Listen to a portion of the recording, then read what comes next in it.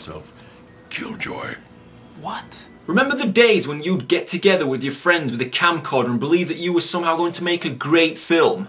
Well, the makers of Killjoy weren't on the same train of thought and probably decided that making a crap film was the way to go. So as you can see straight away, it's as low budget as you're going to get, hence why I just mentioned making films yourself with your friends and a camcorder. So the film is about a bunch of high school students, and half of them are also gang members driving around getting high and talking shit that nobody else can understand or relate to. So yeah, here's the high school kids. What? Just because they're in the late 20s doesn't mean they can't go to high school. It's a film. Use your imagination. So Michael here fancies Jada, but she's seen one mean homie called Lorenzo, and he's the leader of the gang. Well, he bosses his two friends around. I don't know if 3 people actually passes for a gang, but whatever. So they beat Michael up for talking to Jada. Ooh, look at that, stamping on his high school bag. You evil 16-year-old gangsters. And a homeless bum watches on randomly and stares Michael out and vice versa. Whatever. Aren't you excited about this movie already? Would you believe me if I told you the duration is only pathetic 71 minutes long? Well, if we want to see Killjoy, they better get things moving on quickly. So Michael goes home after a tough day thanks to the school bullies. Gangsters. Just working on the lingo there a bit. And with the power invested in him, he summons a demon by using a doll he's got called Killjoy. Come alive, Killjoy, come alive. Come alive, Killjoy! Come alive! Killjoy, come alive. Guess it's not working, what a shock. So check this out, not only is Michael living in a fairy tale land, he's also gullible as fuck. So come down here for a second, I just want to be your friend. Oh yeah, I was beaten up today and now they want to be my friend. I think I'll go downstairs and hang out with them. You tit! So they take Michael in their car, which is probably their parents considering they're still in school. It's obviously night times, you can't see any other traffic on the roads or much of anything to be honest. So they scare Michael with an unloaded gun, which turns out it really is loaded and he gets shot.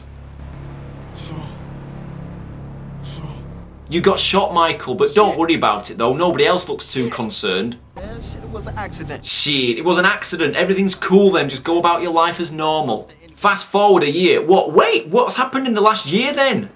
Well, Killjoy obviously didn't turn up, Jada still looks the same and is still at high school, and Lorenzo still hangs around with his 2-man gang talking bollocks and getting high. Even though all they smoke are cigars, so go figure. Then the film starts cutting between them rapping in their warehouse and Jada and her new boyfriend. It doesn't flow right at all. The cobbling together of pointless scenes makes for confusing viewing, but when they obviously had limited material to work with, it's no surprise. So Lorenzo leaves and his 2 homies hear a sound outside. Damn. You hear that? Yeah. Ice cream truck. Yeah, so they run outside to get an ice cream. What am I watching? This story is a joke. The film honestly does rival the greats like Camp Blood, Grim Weekend, With Friends Like These, and of course, Zardoz. I mean, let's face it, I hoped this film would be crap so I could review it, and I only paid £1.27 for it, including P&P, so it does deliver in all fairness, and when I sat down to watch it, I laughed a lot, but that was mostly from sheer bafflement and confusion. So the ice cream man is dressed as a clown, obviously. And he talks like a so-called gangster too. Just listen to this Oscar-winning scripted dialogue here. Just so happens that I am an undercover drug dealer with an ice cream truck. So they go into the back of the ice cream van and are suddenly teleported into a scary warehouse. Hang on, why is it taking this Killjoy asshole a whole year to get his ass into gear and turn up to help Michael? Well, he's too fucking late because Michael's been dead and buried for 12 months, so what's his purpose? To sell druggy gangster high school kids ice creams in his truck and also have powers of teleportation? Honestly, words fail me. I love how they're not freaked out in that they've been transported to a new place. They just decide to split up and look for the clown. And they die. Laughably. Look at this, right? I don't care how big or small your budget is. This death scene of running a guy over is the worst I've ever seen in my life. Fact. This guy just melts on the spot and burns away and keeps on screaming even though he's completely gone. Good.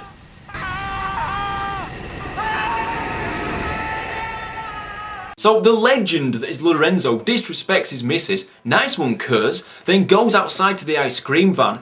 Maybe he just fancies an ice cream, who knows or who cares? BAM! He's teleported into the warehouse. Why do people always do that stupid pose like they're about to run the 100-meter sprint? And why do they teleport to a warehouse via an ice cream truck? So he comes face to face with Killjoy and of course his dead gang members. Baby boy? What kind of a name is that? Fuck this.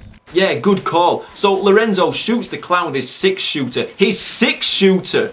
And he's still carrying on. Even shows it in slow motion for added effect. Do you want to know how many times he shot the clown?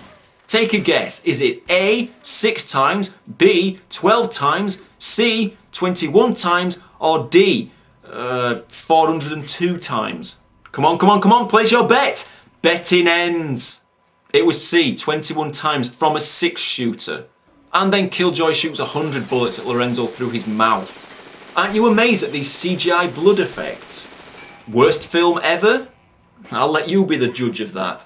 Next up, Jada gets a phone call, rushes over to her friend's house with her new boyfriend, and where are all the parents of these high school students, and why aren't they ever in school taking lessons? Why is Jada's friend standing around holding hands with some old random guy from the start? Who is he?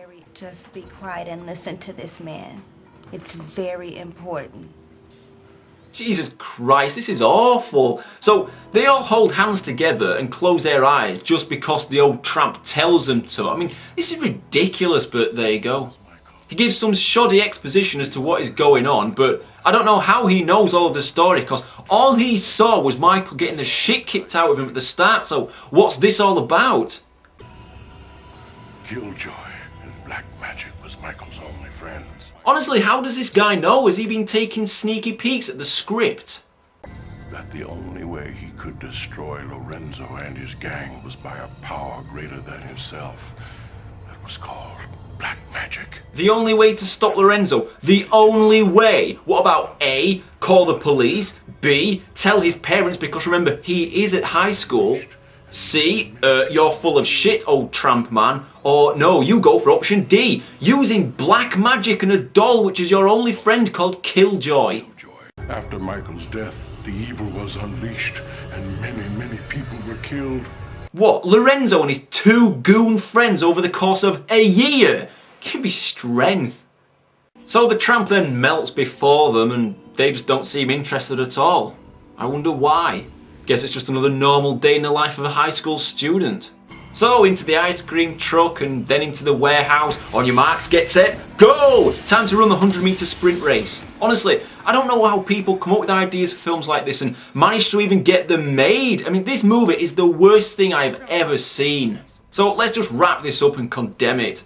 They fight off zombie versions of the gang members, which is lame. Killjoy turns into Michael and talks gibberish, which we don't care about. Jada stabs him and he dies. Again. Poor Michael. So they leave the warehouse, run into the ice cream truck again, appear in Michael's room, still got the doll on the floor and the candles, oh yeah. And the doll turns into Michael. She stabs him again and he dies. Honestly, you'd think that they didn't like him in the first place considering how many times this guy's died in the film.